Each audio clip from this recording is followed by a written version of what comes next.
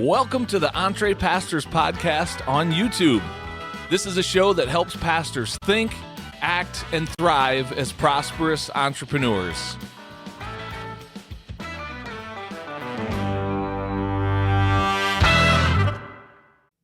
Well, hello there, and welcome to the EntrePastors podcast on YouTube. I'm Jon Sanders. I'm one of the co-founders of EntrePastors, and I'm super delighted to have you tuning in to this week's episode.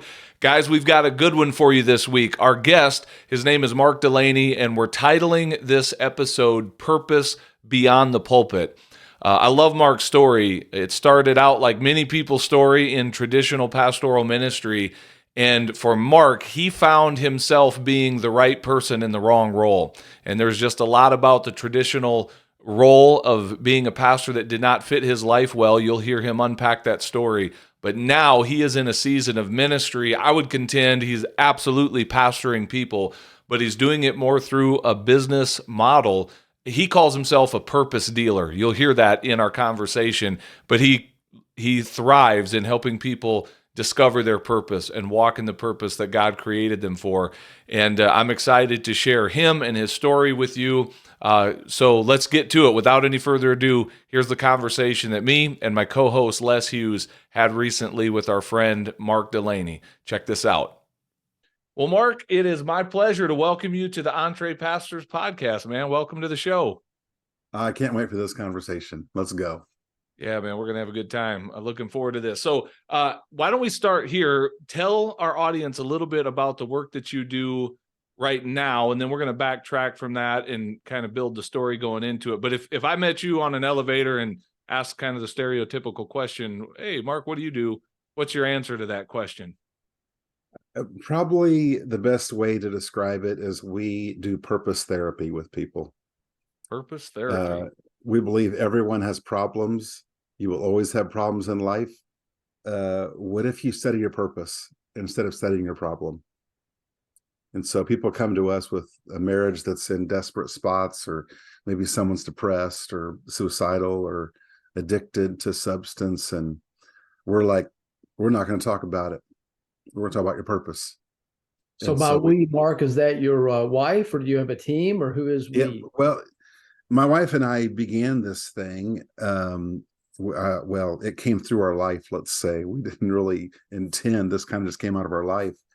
But we do have a team now of people that are facilitators. We call ourselves purpose dealers, because we believe that in a world full of broken people and broken lives, where everyone's trying to fix themselves or cope with their life and living so discouraged, and people want to help people, we think we have to fix their problems. What we need is a bunch of people to deal people the power of their purpose again. And everyone can do that. And so we're raising up, our goal is to raise up an army of people to be purpose dealers, to help empower people. I love that, purpose dealer. So what does that look like? Is that through coaching primarily? Is it through courses? Is it through a membership community? How do you deliver that work that you do with people primarily? Right now, the main way it happens is we have a guidebook that goes with this that leads people through 8 conversations that we have, preferably in groups. We also do this one-on-one with couples or just individuals, but in groups to bring people together like Knights of the Round Table. And to look at each other and be able to ask the question, who were we made to be? And to shake off the cobwebs and remove some of the dark, confusing clouds around our life and come out of the ashes as people and be like, what if we just all chase who we were made to be instead of trying to fix our lives?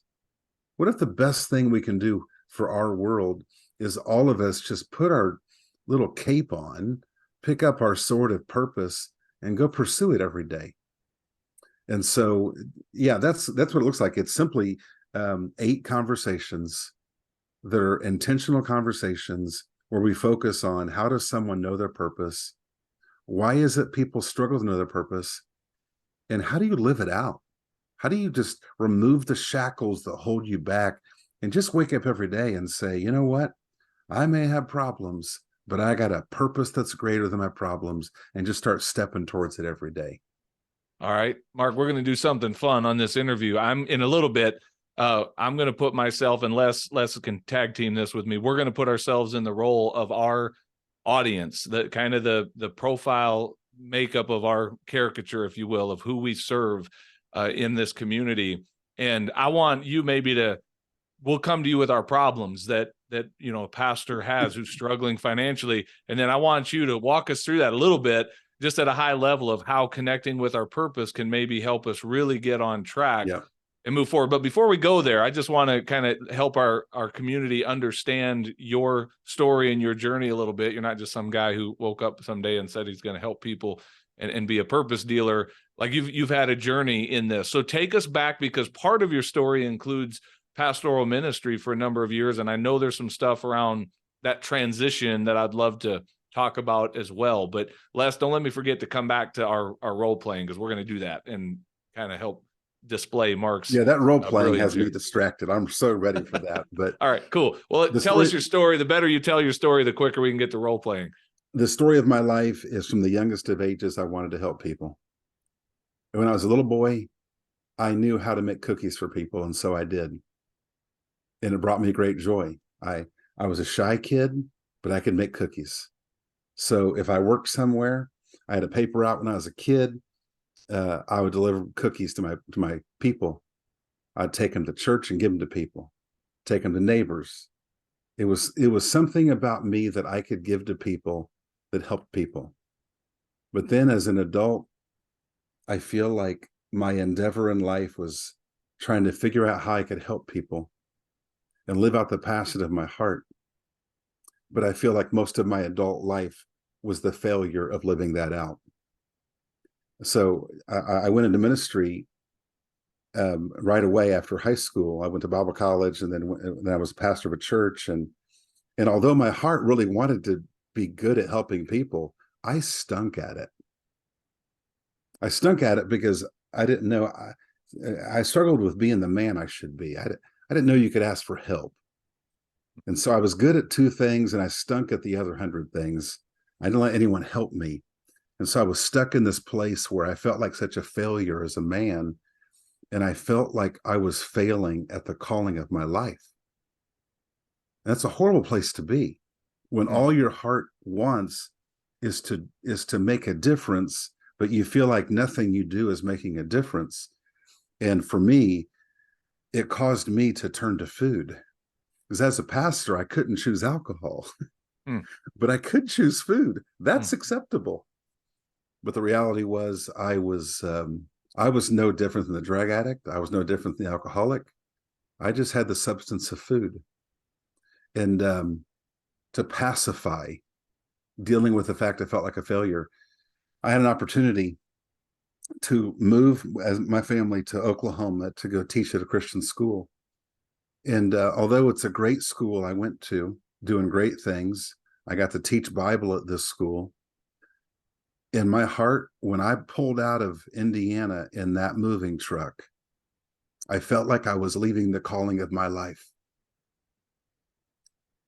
I didn't think, oh, I'm going to go teach at this great school. I was thinking to myself, well, I am leaving the field of my life and I'm going to the sidelines to at least be a good second team player, a good backup player. And that's how I felt for a number of years. Even when I'm teaching children the Bible, I'm doing it with this perspective that I'm missing it, because I'm not in an actual church building preaching on Sunday. I felt like I was not living out my calling. So in some way, you felt like you were leaving the ministry to go do something less than, because you weren't Pastor Mark anymore. Yeah, completely. Well, let me ask this real quick, Mark, and we don't have to go too deep into the story, but I want to just ask a follow-up on something I heard you say a minute ago. You said, I heard you say I was good at two things and I stunk at everything else. I'd love to hear more about that. Like, what were the things that you were good at, and what did you feel like a failure in or that you stunk at? Because what went through my mind is, and I'm just trying to connect with like so many of our listeners out there, is where so many pastors are. People, there's so many expectations that have been heaped on you. We expect our pastor to be the end all, do it all, be all for everything, when in reality, our pastor's probably only gifted in a couple of areas, but we've got all these expectations. Is that kind of what you're referring to? Like that whole thing of pastoral ministry? Tell me more about that. I was good at teaching. I was good at causing content, like in the Bible, to help make it understandable to people. I was good at that. Everything else, I could sing a little bit, but everything else, like organization, made no sense to me. Running a board meeting, what is that? Robert's Rule of Order? Oh my goodness. Really? Is that a thing? You just told me you're a Baptist, but go ahead, because I grew up in that too. So I actually wasn't, but that was something that someone in the other church, denominations use that. That was our Bible in addition to the Bible. In my case, I think just people on the board gave me the little booklet as in, here's how you're supposed to do this. I had no idea how to do it. Looking at that booklet, like it was a foreign language to me. Yes. Men's groups, like when I was a young man, being in a room full of men and knowing what to say to them made no sense to me. I felt like a fish out of water. Knowing how to handle conflict. I'm telling you, anything that wasn't me just explaining biblical principles to people, anything outside of that was out of my wheelhouse. Financial stuff, how do you do stuff like that? All of it out of my wheelhouse. So were you, and this is a really personal question, did you leave on your own out of a sense of I suck at being a pastor, or were you asked to leave, or like what went through that transition? Because it doesn't sound like it was a pleasant season for you to kind of reluctantly leave and go do something that in your mind at the time was somehow less than. So how did that come about? I wasn't asked to leave. It was a small church and you can stay there forever if you want, probably. I left because I was tired of failing. And I was like, this ministry I was going to was a very thriving ministry, very large church with this big Christian school. And I'm like, I can at least go watch someone who knows what they're doing, because I'm tired of not knowing what I'm doing. So you kind of felt like I'm going to go join a winning team instead of leading a losing team of my own, essentially. Yeah, but I felt like I was choosing to be in the stands watching a winning team. Yeah. Instead of being on the field, being part of the team. Okay. So we can talk more about kind of that mindset behind that, but keep the story advancing. So then what? You're working at a Christian school, at least at this season, thinking I'm not really in ministry anymore. What was next? Yeah, I eventually found purpose. I found purpose in it with a change of thinking. And then probably I was 47 years old, and I felt as a man, I was kind of descending. I felt like I had this job. It was my identity. I never thought much of myself as a man. I felt like I was pretty much an underachiever at life, but I could say I teach at this school and everyone thinks it's a great school. So if I tell you, hey, I teach at this school, hopefully you're impressed. Was I got nothing else for you as a man. But at the same time, I mean, I saw myself, my kids were graduating from this school, and I look at myself as a man, and I am on descent. And I'm like, things that descend usually crash. And I didn't know what that would look like, but I'm like, inside of me was in my heart was a tiny, tiny lion sleeping under a blanket. And every now and then his tail would wag. I go, what is that? There was something, just a tiny thing in me that I knew there was more that I must do in this world. I couldn't keep living for comfort and security. All I was doing was gaining weight, getting lazy and soft. And one day I wrestled for probably 2 years with that while I was at the school. And one day I was on the treadmill. My wife was next to me and I was reading a book. And the first line of this book said, stop living as if the goal of life is to arrive at death safely. And I handed it to my wife. I said, read the first line. And I said, I'm leaving the school. And the next day I went in and told the administrator, this is my last year. And that began a whole other transition because like I left that security blanket. I can no longer say when you shake my hand, I can no longer say the only thing in my life that I thought mattered.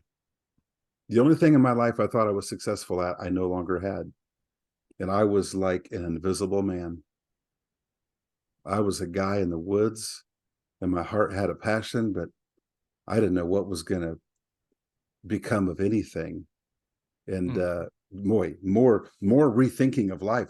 I spent for 2 years, I found any odd job to do to make some money, and then with my spare time, figure out how I was going to help people. But for 2 years, I'll be honest with you, I was embarrassed that I was doing odd jobs.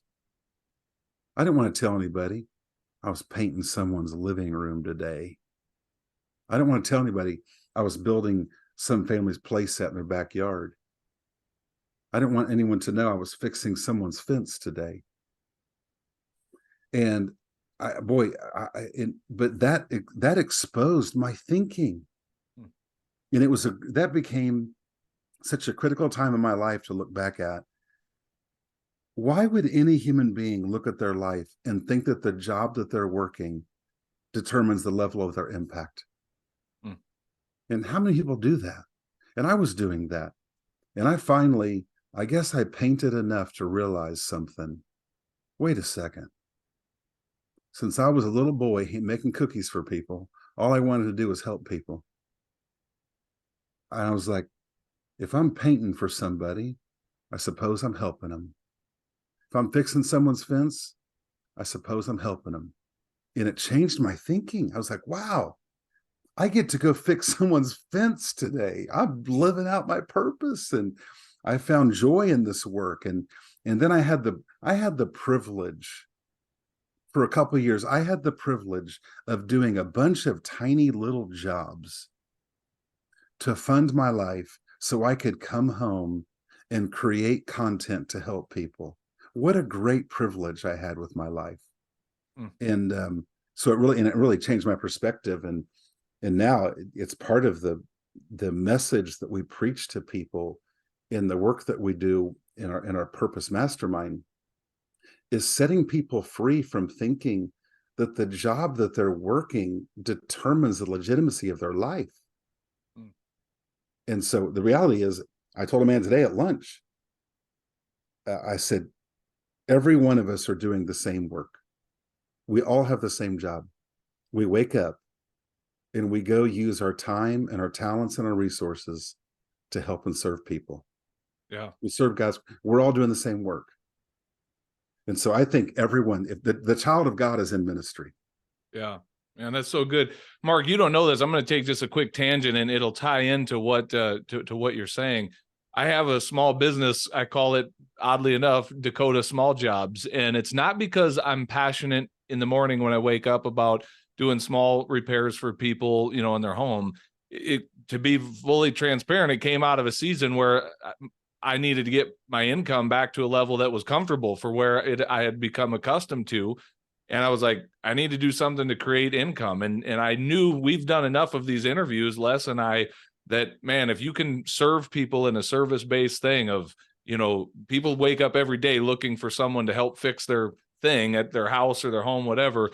And so I did that. And briefly, last summer when I started this, there was just a brief moment of self-pity where I was going down that exact same road going, man, I'm failing because I'm out here doing this. And very quickly, I changed to more of that healthy mindset. And one of like, look, I'm modeling for my community. We tell other pastors to go do this. I'm doing it. I'm modeling this. And now I have an even deeper vision for this, because you talk about purpose. I know my purpose in life is not, God didn't put me here to fix people's fences. Not that there's anything wrong with that, but here's the tie-in. Here's my dream for this little business now is someday I'm not going to be the guy that runs any part of my business at all. It'll be there as an income generating business for my family and for the people that I hire.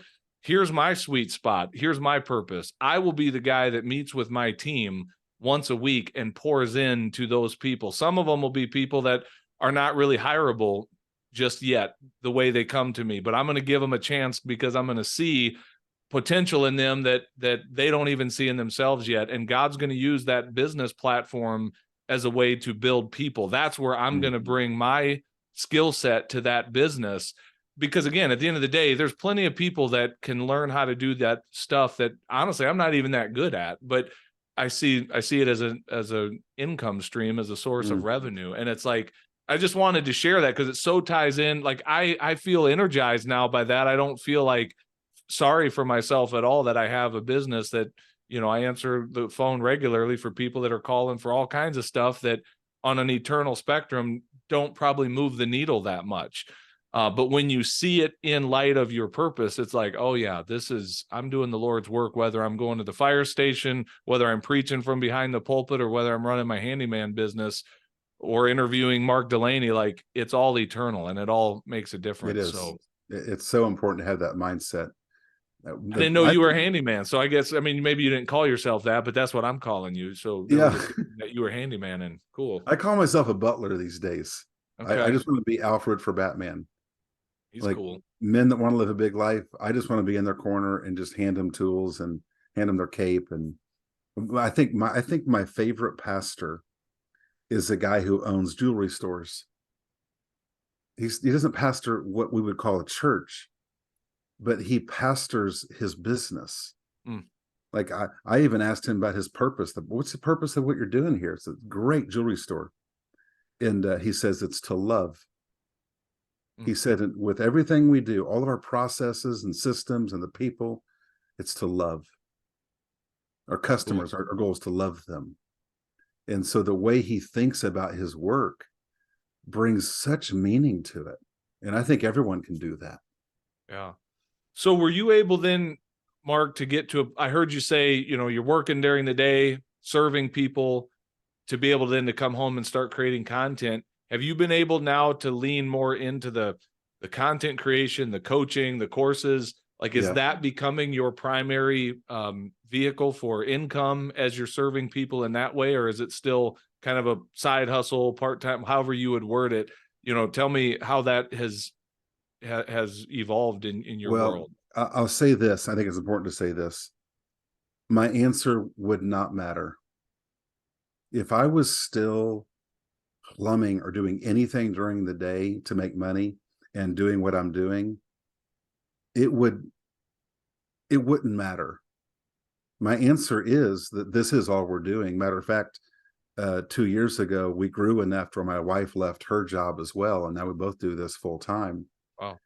But it's, if both of us if she was working at a daycare center, if I was working at some store as a cashier, and then in the evenings we brought people to our house and did the purpose stuff that we do, that would not be a worse story. It'd be a different story. Yeah. It'd be different. Frankly, I don't like being an entrepreneur.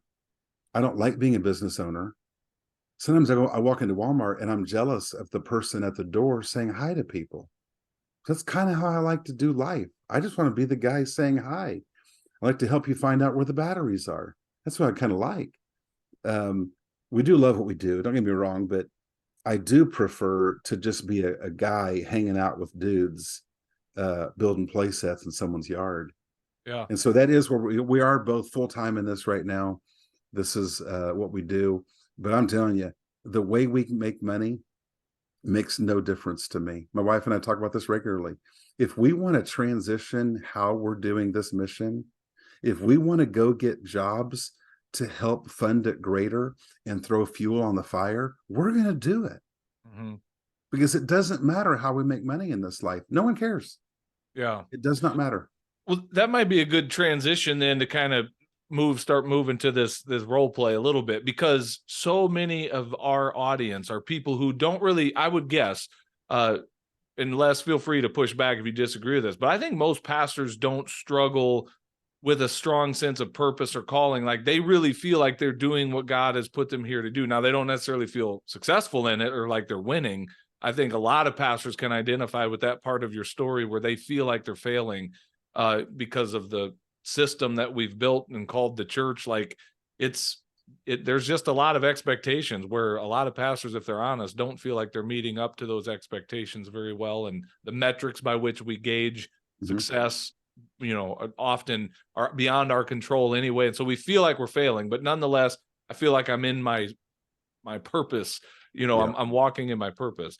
And yet we're struggling to put food on the table. We're struggling to, our family doesn't know what a nice vacation is. Our vacation is our denomination's, Bible camp that we get a discount to. And that's where we get away for a week out of the year. Like that. So talk to that pastor about walking in their purpose when their purpose isn't paying the bills, like give them the permission to go pay the bills and still be walking in their purpose, I think is what I'm trying to say. Like, I really want you to lean into what I just heard you say a minute ago, that it doesn't really matter where the paycheck is coming from. Like, you're still in it. You're still doing your purpose. Because I think for many in our audience, that's a huge mindset thing. Like you were talking about earlier, man, if I go do something other than, or in addition to this, it means I'm not in my purpose and walking in my calling if I'm not doing it from the church office. What a loaded question. My mind's going in so many different directions. I honestly, when I see most pastors, all I see is frustration. I remember being that guy where it's like, okay, I'm pastoring the church, so I have to be pleasing to God, but I sure feel like I'm failing at life. I'm failing at whatever we're trying to build here at this church. But I'm doing what God called me to do. And I think where I was, and I think where many pastors are, is we have a church worldview instead of a biblical worldview. And I think it is stifling us. Tell me more about that. What do you mean, church worldview versus everything biblical? That happens on Sunday morning is our paradigm or perspective of what it is to walk with God. Everything I'm doing in this building is what it is to walk with God. And so everything is framed around that. How many people come in this building? How many people give how much money in this building? How well do I preach in this building? And so we measure ourselves by all of these things that really just box our life in and give us such a small vision. And I don't think pastors want this to happen, but I think church life causes this to happen. And it's causing many pastors who want to be trailblazers. They can't be trailblazers. They're just trying to preach a good message on Sunday, which isn't very different than having an ironed shirt. It's not very life-giving. And so, many pastors, and I was like this, we have a church worldview, which makes our vision so tiny instead of a biblical worldview. When I was pastoring, man, I loved people.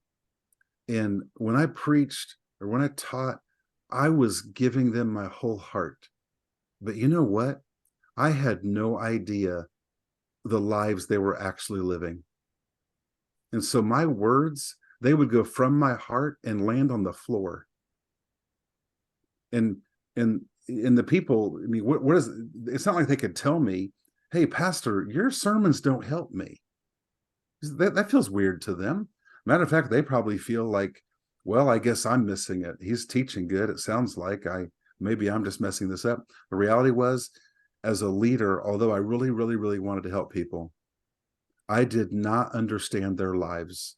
And I worked hard at understanding the Bible, but I had no clue how to connect it to their real life.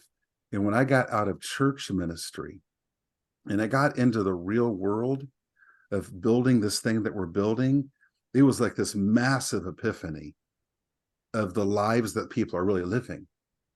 And it caused me to almost automatically become relevant in my content, because I was no longer stuck in this tiny bubble of a church worldview.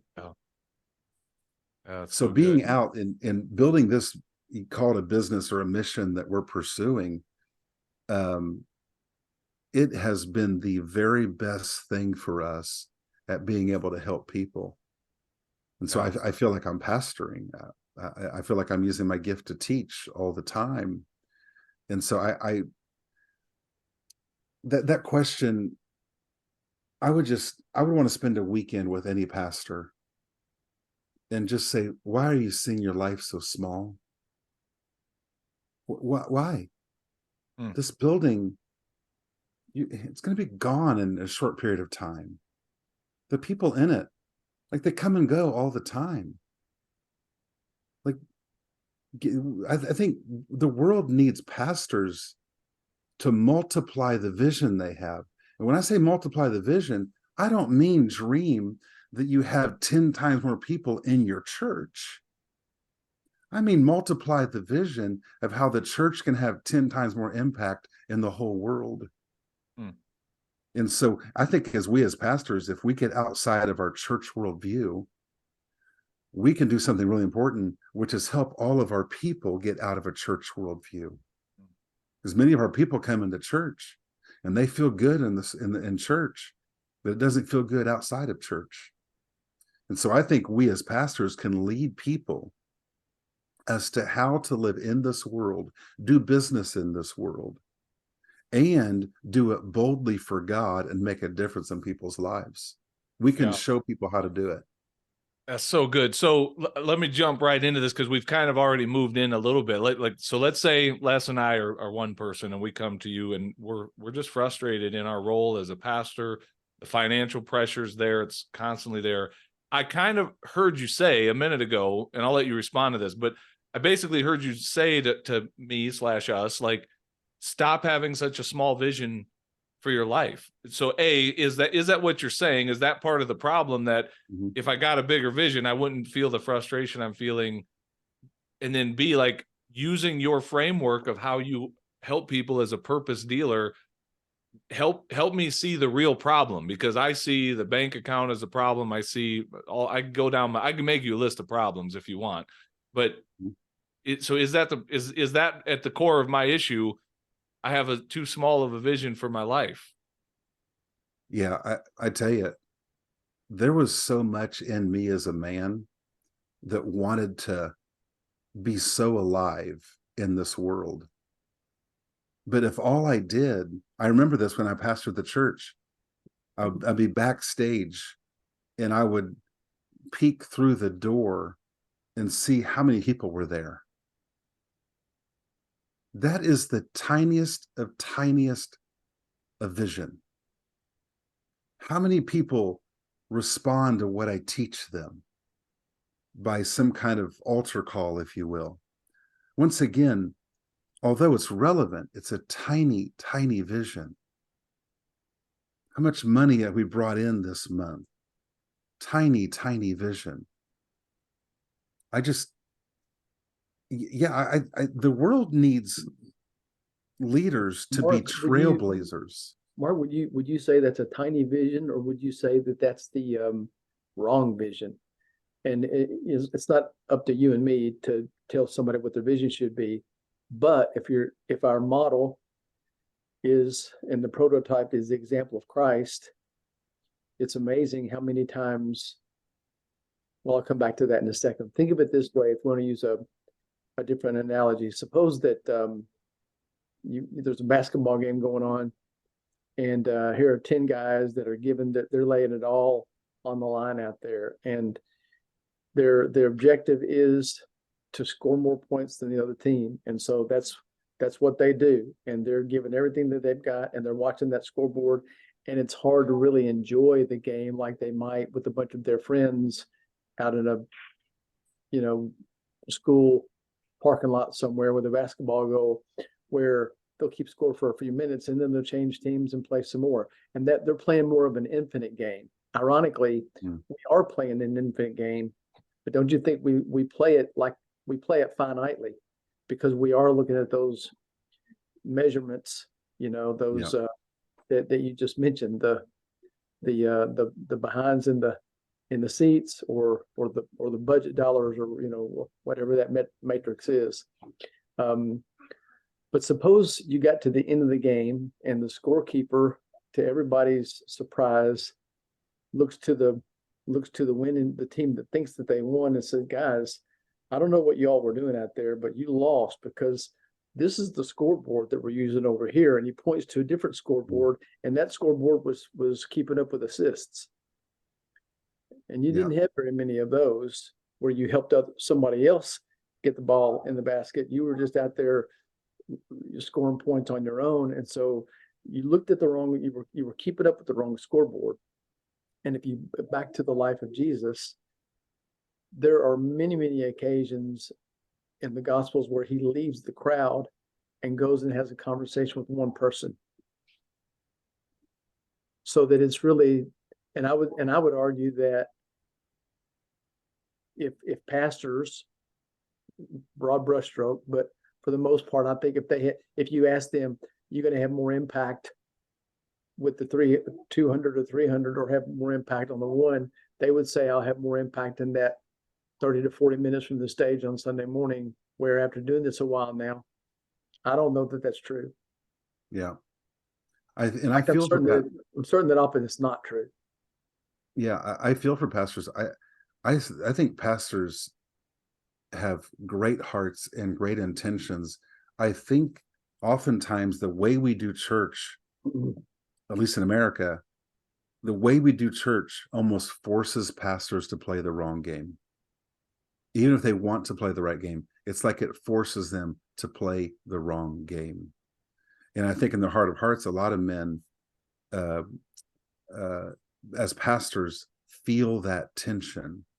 They feel it. They can't quite put their finger on it, but they're like, it just feels frustrating. Like we're playing so hard, but like, this is why I also love the idea of getting outside of just the church world for funding your life.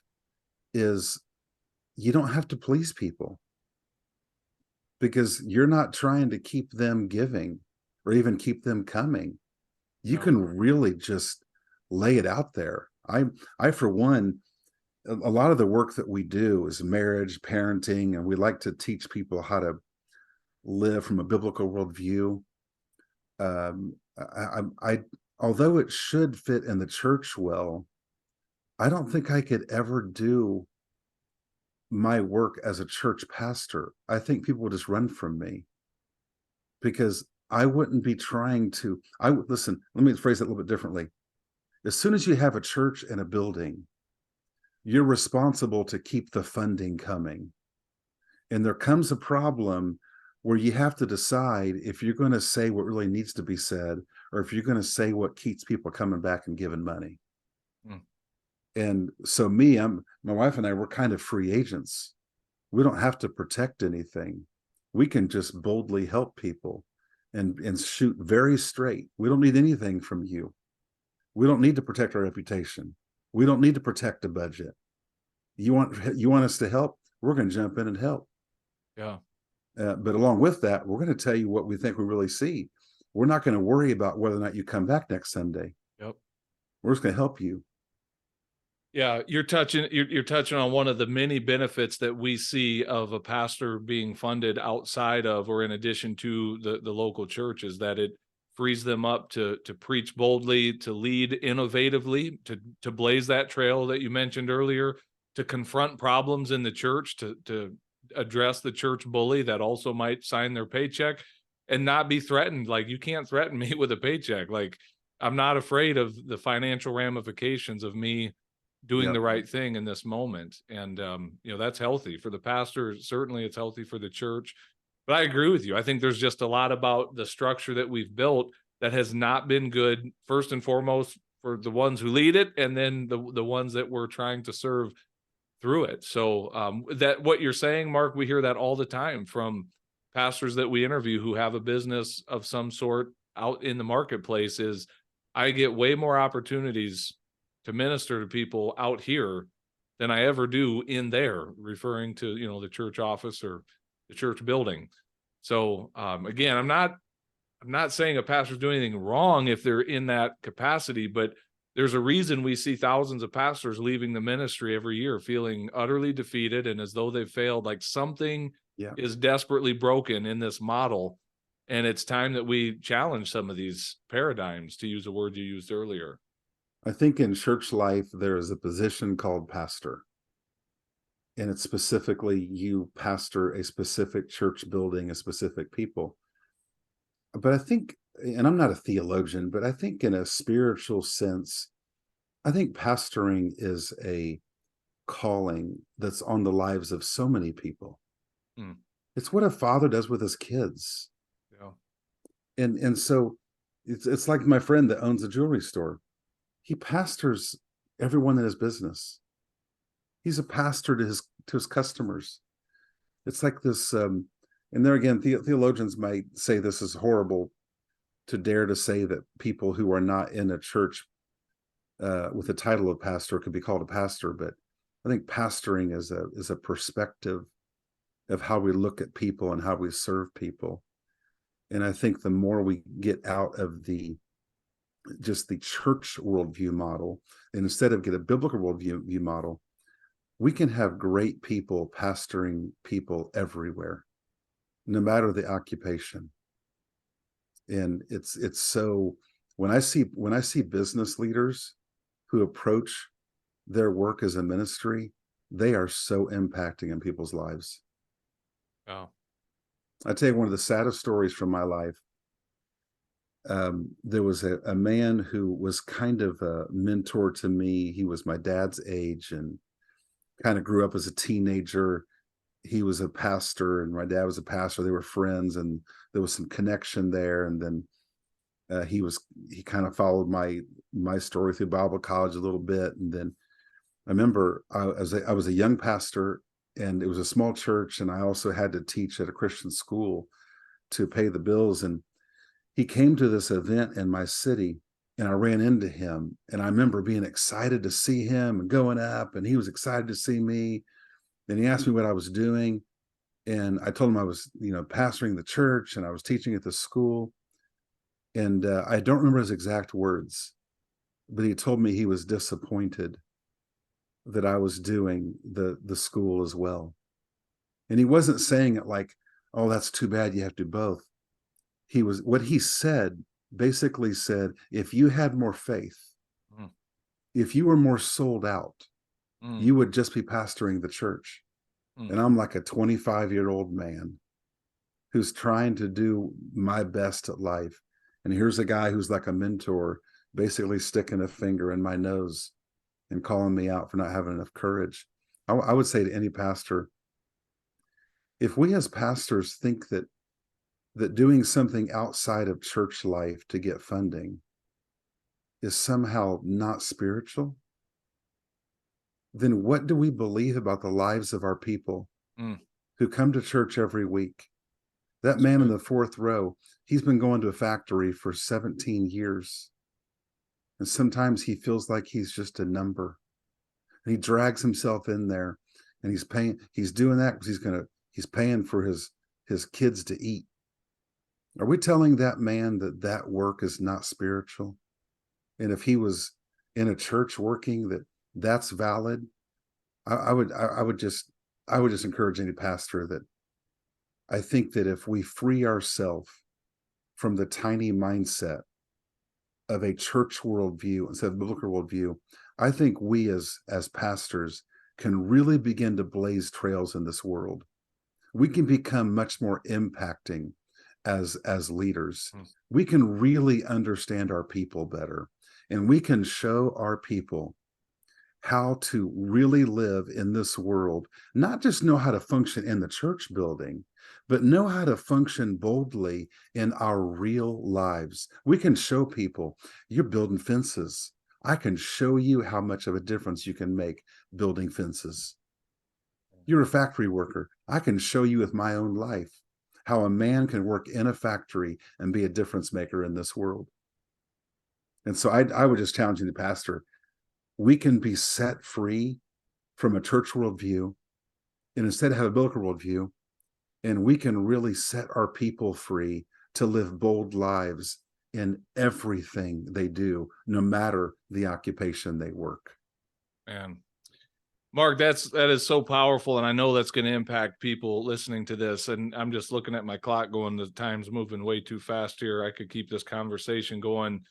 We'll have to bring you back for some follow up here. But let me ask this, maybe we'll wrap it up with this today. If someone wanted to connect with you and go deeper on their own into a conversation with you or with a group of others around these types of themes and topics, what's the best way for someone to reach out to you? Where do they find you? Yeah, my website is markdelaney.com. Forgive me for having my name as the website. I hate that, but it tends to be helpful. My email is mark@markdelaney.me. Once again, no I apologies, apologize man. for If I'm using my looking for name. Mark Delaney, I need to know where to find him, and that's a pretty Yes, good place it's to a find him. simple thing. So Exactly. Yeah. get over It's a yourself. simple I used to thing. think that too, and someone dealt with me, gave me, told me to that's false humility. Like, it's your business, it's your name. Like, God's not embarrassed of Mark Yeah. Delaney, so don't you be embarrassed of markdelaney.com. So Yeah. anyway, well, good stuff, Mark. Thank you so much for coming on Mark. and being a part of this. This was a powerful conversation. absolutely. And I know Thank it's going to you, bless guys. some people. So It was an honor. Stay bold. Thanks a lot, Mark. well, hey, thanks for watching this episode of the EntrePastors podcast. Make sure you hit that subscribe button so you can be notified every time we release a new episode. If you'd like to get connected to other pastors who are learning to think, act, and thrive as prosperous entrepreneurs, then we invite you to check us out on Facebook. Just search for the EntrePastors Connect group, answer a few of our simple questions there, and we'd love to include you in the conversations. And if you're really ready to go to the next level, then we invite you to join our EntrePastors membership community. When you become a monthly subscriber, you will receive access to courses, exclusive community, and coaching that will help you along in your own EntrePastors journey. If there's anything else we can do to serve you, please visit us at EntrePastors.com, and we will do our best to serve you there. God bless everybody. See you soon.